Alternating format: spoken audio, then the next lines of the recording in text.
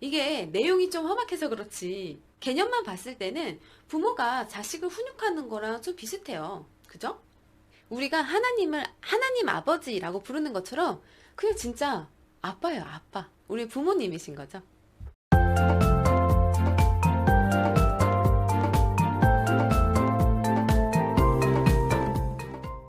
샬롬. 성경 쉽게 읽어주는 라니입니다. 오늘은 레위기 26장 읽어볼 차례인데요. 바로 시작할게요. 너희는 우상을 만들지 마라. 조각한 신상이나 돌기둥도 세우지 마라. 너희 땅에 석상을 세워놓고 절하지 마라. 왜냐하면 나는 너희 하나님 여호와이기 때문이다. 내 안식일을 기억하고 내 성소를 소중히 생각하여라. 나는 여호와이다. 내 율법과 명령을 기억하고 잘 지켜라. 그리하면 내가 철을 따라 너희에게 비를 내려줄 것이다. 땅은 작물을 낼 것이고 들판의 나무는 열매를 맺을 것이다. 너희는 타작할 것이 너무 많아서 포도를 거둘 때까지 타작을 해야 할 것이다. 그리고 포도도 너무 많이 달려서 씨를 뿌릴 때까지 포도를 거두어야 할 것이다. 너희에게는 먹을 것이 넘쳐날 것이다. 또한 너희는 너희 땅에서 안전하게 살 수 있을 것이다. 내가 너희 나라에 평화를 주리니 너희는 평화롭게 누울 수 있을 것이며 아무도 너희를 위협하지 못할 것이다. 내가 해로운 짐승을 너희 나라에서 쫓아내고 어떤 군대도 너희 나라에 쳐들어오지 못하게 할 것이다. 너희는 원수를 뒤쫓아 물리칠 것이니 그들이 너희 앞에서 칼에 맞아 쓰러질 것이다. 너희 5사람이 100명을 물리치며 너희 100명이 10,000명을 물리칠 수 있을 것이다. 너희는 원수를 물리쳐 이길 것이니 그들이 너희 앞에서 칼에 맞아 쓰러질 것이다.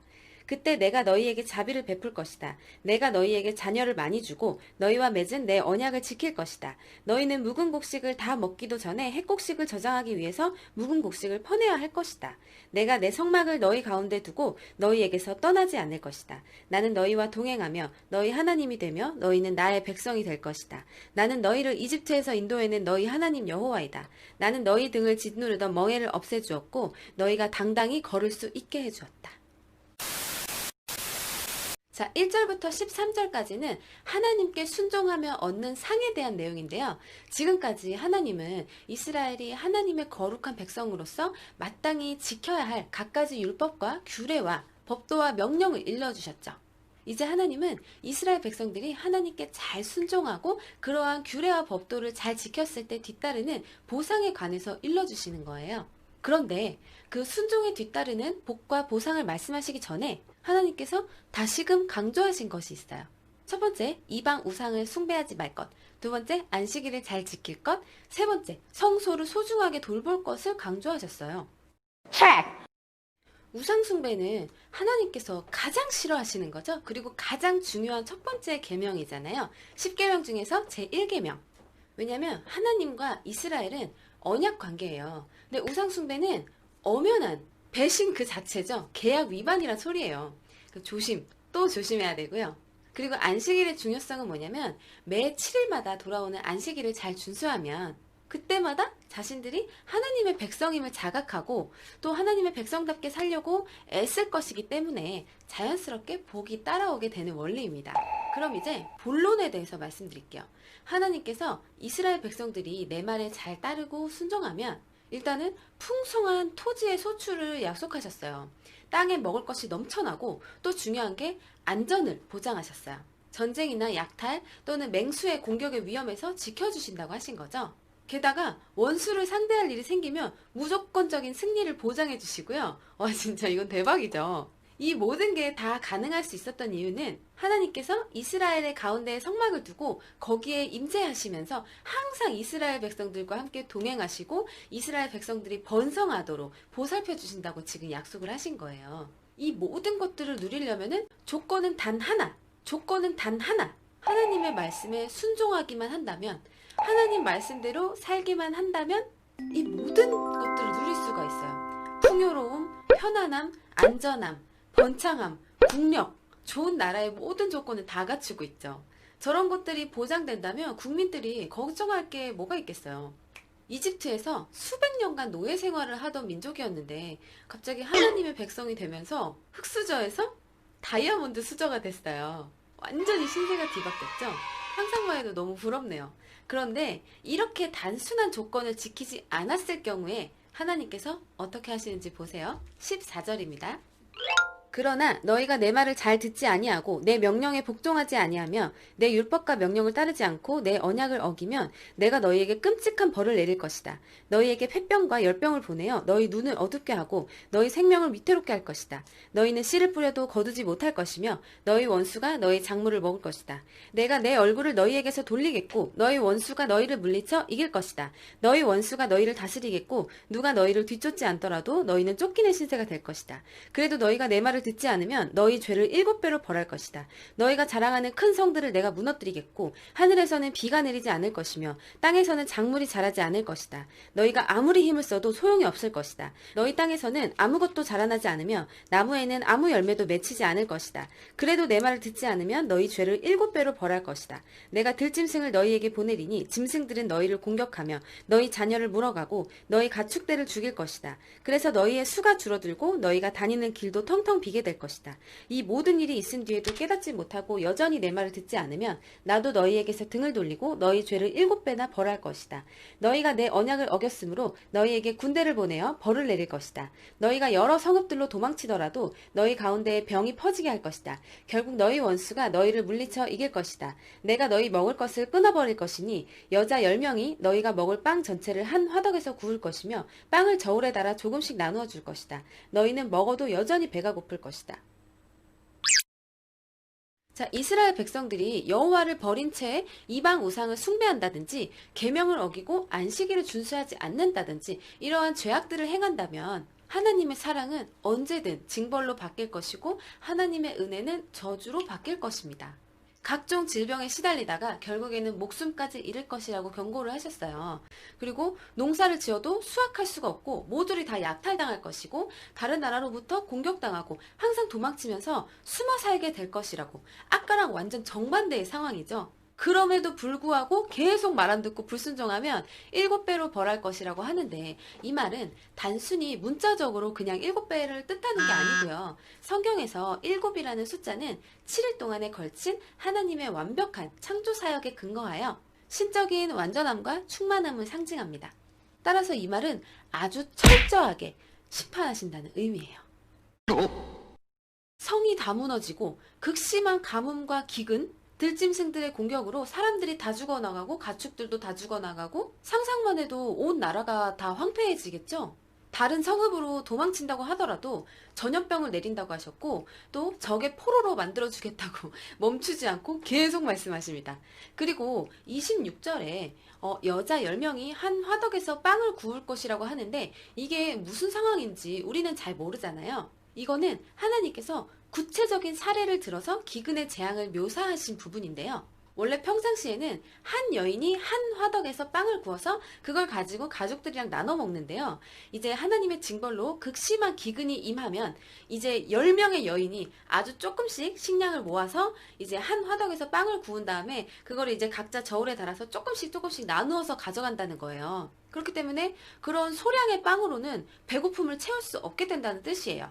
그러니까 정말 가난해서 밥을 쬐끔밖에 못 먹는다. 이렇게 이해하시면 될 것 같아요. 그리고 이어서 마저 읽어볼게요.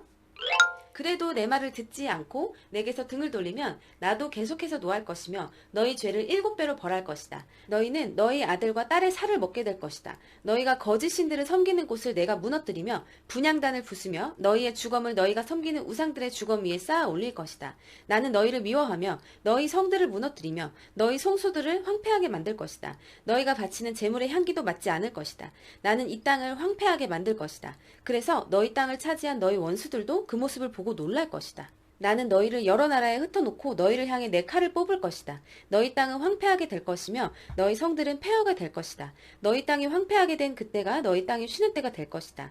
너희가 원수의 나라로 끌려가 있는 동안 너희 땅은 비로소 쉴 수 있게 될 것이다. 너희가 그 땅에 살 동안에는 안식년이 되어도 땅이 쉬지 못하였지만 폐허로 변한 동안에는 쉴 수 있을 것이다. 살아남은 사람은 원수들의 나라에서 용기를 잃고 무엇이나 무서워할 것이다. 그들은 바람에 흔들리는 나뭇잎 소리에도 놀라며 마치 누가 칼을 들고 쫓아오듯 무서워 달아날 것이다. 누가 너희를 뒤쫓아오지 않는데도 달아나다가 넘어질 것이다. 그들은 뒤쫓아오는 사람이 없는데도 칼을 피해 달아나는 사람처럼 서로 엉켜서 넘어질 것이다. 너희는 원수를 물리칠 만한 힘이 없을 것이다. 너희는 남의 나라에서 죽을 것이며 원수들의 나라에서 없어져 버릴 것이다. 그리고 살아남은 사람들은 자기 죄 때문에 그리고 조상들의 죄 때문에 원수들의 나라에서 점점 쇠약해질 것이다. 앞에서 한 차례 많은 경고를 주셨지만 그럼에도 불구하고 정신 못 차리고 계속 불순종하면 어떻게 되는지 이번에는 아주 섬뜩한 말씀을 하셨어요. 자녀를 잡아먹게 될 정도로 배가 고파진다는 거예요. 그만큼 심각한 굶주림을 겪게 된다는 거고, 우상을 숭배했던 신전 위로 이스라엘 백성들의 시체를 즐비하게 쌓아놓겠다. 너무너무 끔찍하죠. 상상만 해도 너무 막 소름이 돋는데요. 아무리 배가 고파도 그렇지 어떻게 자녀를 잡아먹겠어. 설마 말도 안 돼. 뭐 이렇게 생각하실 수 있겠지만 실제로 이스라엘의 역사에서 부모가 자녀를 잡아먹는 일이 후대에 2번이나 벌어졌다고 합니다. 제가 지난번에 한번 스포해드렸죠. 이스라엘 백성들이 이 하나님과의 언약을 먼저 깨트려서 이렇게 좀 벌을 받는 그런 일이 있어요. 그 뒤로도 하나님의 저주는 계속되는데요. 성소를 황폐하게 하고 하나님께 제사를 드리더라도 거들떠보지도 않겠다고 하셨어요. 그리고 이스라엘 백성들이 여러 나라의 군대의 포로로 끌려가서 다 이제 뿔뿔이 흩어지고, 그리고 그렇게 이스라엘 백성들이 싹 빠진 그 땅이 그제서야 안식할 것이라고 하시는데요. 이 말은 이스라엘 백성들이 안식년과 이런 거를 잘 지키지 않았다는 뜻이에요. 그쵸? 그리고 원수의 손에 이끌려간 이스라엘 백성들은 하루하루 맘졸이면서 두려움에 떨면서 살게 될 것이라고 합니다. 그리고 이스라엘이라는 나라는 완전 망하고 이제 없는 거예요. 그리고 살아남은 자들도 온전히 살 수가 없어요. 하나님께 불순종하고 거역한 결과는 이스라엘 백성들이 결국 나라를 다 잃고 이방 땅에 포로로 끌려가서 맨날 쫓기듯이 불안감에 시달리면서 하루하루 처량하게 살아갈 것이라는 말씀인데요. 여기 지금 성경을 보시면 내용면으로도 그렇고 이게 순종에 따른 복과 이제 그 보상의 약속보다 불순종에 따른 저주와 징벌의 경고가 훨씬 더 길고 내용이 또 구체적이에요. 굉장히 또 위협적이죠. 좀 잔인하죠. 근데 이렇게 하나님께서 복 주시는 거는 이제 좀 심플하게 이제 좀 약간 이제 추상적으로 말씀하셨다면, 징벌에 대해서는 아주 구체적으로 세세하게 말씀을 하셨잖아요. 그 이유는요. 타락한 인간의 본성상 아무래도 순종의 길을 걷기보다는 불순종의 길로 걸어갈 우려가 훨씬 더 컸기 때문이라고 합니다. 그리고 불순종의 삶이 초래할 이런 두렵고 황폐한 결과를 구체적으로 이제 생생하게 경고함으로써 이제 머릿속에 이미지화 되게끔 불순종에 대한 유혹을 미연에 차단하기 위해서 이렇게 하나님께서 조금 더 무섭게 강력하게 말씀을 하신 건데요. 하나님께서 이렇게 무서우신 분이시지만 또 반면에 자비로우신 분이시잖아요. 그래서 용서와 회복의 기회를 제공해 주십니다. 40절 읽어볼게요. 그러나 만약 백성이 자기 죄와 조상들의 죄를 고백하고 그들이 나에게서 등을 돌렸음과 나에게 죄를 지었음을 고백하고 내가 그들의 죄 때문에 등을 돌려 그들을 원수의 나라로 쫓아냈음을 고백하고 복종하지 않았던 그 백성이 자기 잘못을 뉘우치고 그들이 저지른 죄에 대한 벌을 달게 받으면 나도 야곱과 맺은 내 언약을 기억할 것이다. 그리고 이삭과 맺은 언약과 아브라함과 맺은 언약도 기억할 것이다. 그리고 그 땅도 기억할 것이다. 그 땅은 폐허가 될 것이나 그동안에 쉴 수 있을 것이다. 살아남은 사람은 자기 죗값을 기꺼이 치를 것이다. 그들은 내 율법을 지키지 않았고 내 규례를 따르지 않았기 때문에 벌을 받는다는 사실을 배울 것이다. 비록 그들이 원수들의 땅에 머물고 있을 때라도 나는 그들을 버리지 않을 것이다. 그들의 원수의 땅에서도 그들의 말에 귀를 기울일 것이다. 그들을 완전히 멸망시키지 않을 것이다. 그들과 맺은 내 언약을 어기지 않을 것이다. 그것은 나는 그들의 여호와 하나님이기 때문이다. 나는 그들을 위해 그들의 조상과 맺은 언약을 기억할 것이다. 나는 그들의 하나님이 되려고 그들을 이집트 땅에서 인도해내었고 다른 나라들도 그것을 보았노라. 나는 여호와니라. 이것은 여호와께서 이스라엘 백성에게 주신 율법과 규례와 가르침입니다. 여호와께서는 시내산에서 모세를 시켜 이 율법을 이스라엘 백성에게 주셨습니다. 이스라엘 백성들이 비록 하나님을 등지고 떠나서 불순종의 길을 걷게 됨으로써 하나님께 저주를 받았을지라도 그들이 그 징벌의 의미를 깨닫고 진실로 돌이켜서 회개한다면 언제든지 그들을 용서하고 다시금 회복시켜 주시겠다는 하나님의 사랑과 은혜의 약속입니다. 이렇게까지 하시는 이유는 하나님께서 일찍이 이스라엘 백성들의 조상인 아브라함, 이삭, 야곱과 언약을 맺었기 때문이에요. 이래서 조상들의 공이 대대손손 내려간다는 말이 맞나 봐요. 하나님께서 아브라함과 이삭과 야곱과 맺은 언약의 핵심은 이거였어요. 이스라엘은 오직 여호와만을 자기들의 유일한 하나님으로 삼아서 그분만을 섬길 것이고, 그렇게 하면 하나님께서 언제까지나 이스라엘의 하나님이 되셔서 그 백성을 항상 지켜주시고 보호해 주실 것이라는 내용이었죠.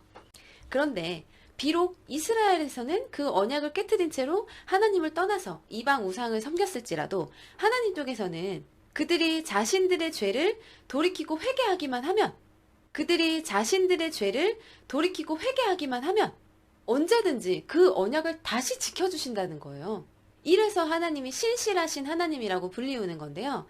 이게 마치 좀 부모의 마음과 비슷한 것 같아요. 그죠? 왜 자식들은 부모를 저버려도 부모는 언제나 자식을 용서할 수 있잖아요.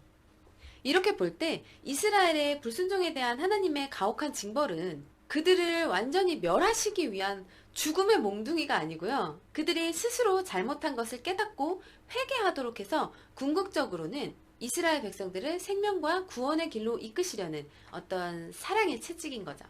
이게 내용이 좀 험악해서 그렇지 개념만 봤을 때는 부모가 자식을 훈육하는 거랑 좀 비슷해요. 그죠? 잘못된 길을 가려고 할 때는 애가 막 아무리 떼를 쓰고 울고 해도 그거를 허용해 줄 수 없는 게 부모 마음이잖아요. 우리가 하나님을 하나님 아버지라고 부르는 것처럼 그냥 진짜 아빠예요, 아빠. 우리 부모님이신 거죠. 자식 잘 되라고 그렇게 하시는 거잖아요. 네, 오늘도 이렇게 레위기 26장 같이 읽어봤고요. 긴 내용 함께 해주셔서 고맙습니다. 다음 시간에 또 만나요. 샬롬.